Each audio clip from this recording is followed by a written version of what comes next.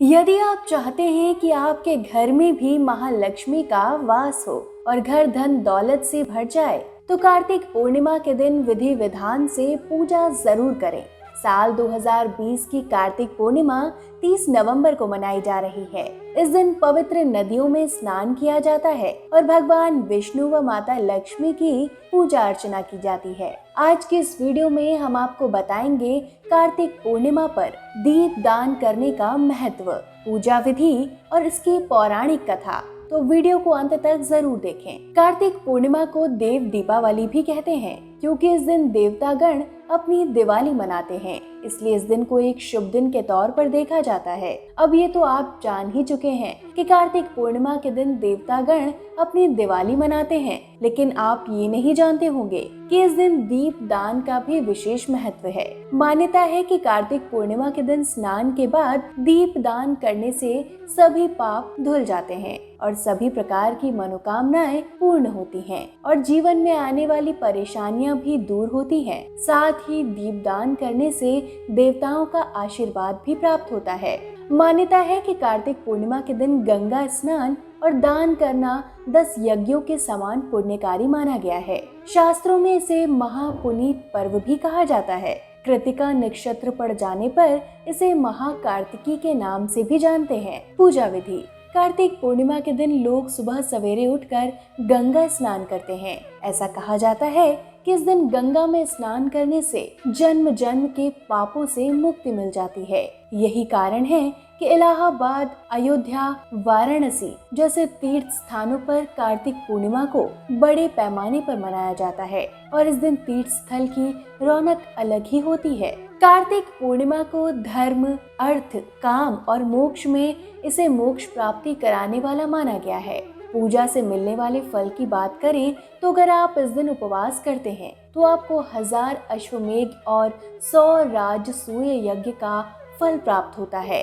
कार्तिक पूर्णिमा पर अगर कृतिका नक्षत्र हो तो महाकार्तिकी होती है, जो मनवांछित फल देती है। इसके अलावा भरणी और रोहिणी नक्षत्र हो तो इसका फल और भी बढ़ जाता है। इस दिन चंद्रोदय के समय मंगल ग्रह के स्वामी भगवान कार्तिकेय की माताओं शिवा, संभूति, प्रीति, संतति, अनसूया और क्षमा आदि को लेकर 6 कृतिकाओं का पूजन किया जाता है। साथ ही रात्रि में व्रत करके अगर वृष बैल का दान किया जाए तो शिव पद की प्राप्ति होती है, जो सबसे बड़ा पद है। इसके साथ ही इस दिन गौ, अश्व और घी आदि के दान से धन संपत्ति बढ़ती है। इसलिए कहते हैं कि घर में चल रही पैसों की तंगी और दौलत की कमी से परेशान है तो कार्तिक पूर्णिमा के दिन पावन नदी गंगा में स्नान के बाद देवताओं को दीप दान जरूर करें। ऐसा करने से आपके सभी कष्ट दूर हो जाएंगे और भगवान आपको मनचाहा फल देते हैं। ध्यान रहे, पूजा के समय आरती और पुष्पांजलि कर भगवान विष्णु का नाम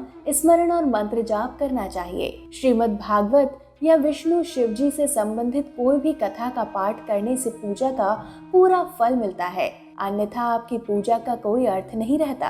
कार्तिक पूर्णिमा के इतिहास की बात करें तो देव दीपावली की ये कथा महर्षि विश्वामित्र से जुड़ी हुई है। मान्यता है कि एक बार विश्वामित्र जी ने देवताओं की सत्ता को चुनौती दे दी। उन्होंने अपने तप के बल से त्रिशंकु के सशरीर स्वर्ग भेज दिया। यह देखकर देवता अचंभित रह गए, क्योंकि विश्वामित्र जी ने ऐसा करके उनको एक प्रकार से चुनौती दे दी थी। इस पर देवता त्रिशंकु को वापस पृथ्वी पर भेजने लगे, जिसे विश्वामित्र ने अपना अपमान समझ लिया। उनको ये हार किसी भी सूरत में स्वीकार नहीं थी। तब विश्वामित्र को एक उपाय सूझा और उन्होंने अपने तपोबल से त्रिशंकु को हवा में ही रोक दिया और नई स्वर्ग और सृष्टि की रचना प्रारंभ कर दी।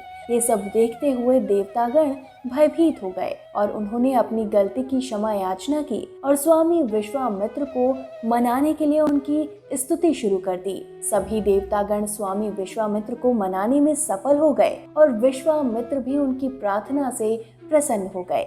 इसके बाद उन्होंने दूसरे स्वर्ग और सृष्टि की रचना को बंद कर दिया। विश्वामित्र की इस पहल से सभी देवता प्रसन्न हुए और उस दिन सभी ने खुशी में दिवाली मनाई, जिसके बाद से ही कार्तिक पूर्णिमा को देव दीपावली के नाम से भी जाना जाने लगा और इस दिन का महत्व 100 गुना बढ़ गया। यदि आप भी घर में चल रही निजी परेशानियों से, धन की कमी और पैसों की तंगी से घिरे हुए हैं, तो जोड़े के साथ कार्तिक पूर्णिमा पर स्नान जरूर करें।